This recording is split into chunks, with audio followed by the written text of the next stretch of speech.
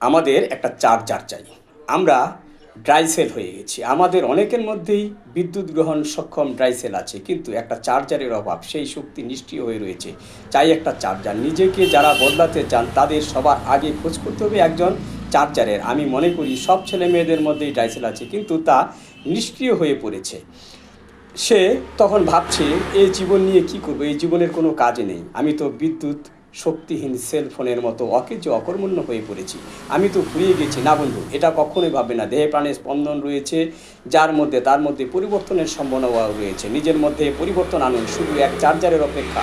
শক্তি ফুরিয়ে যাওয়া মানুষকে উৎসাহ দেওয়া, তাকে কর্মপ্রেরণা জাগানো, তার মধ্যে ইতিবাচক শক্তি জাগিয়ে তোলা চার্জারের কাজ। কিন্তু অধিকাংশ মানুষ জানে না একটা চার্জার পেলে আবার তার জীবনে মরাগাঙ্গে বান আসতে পারে।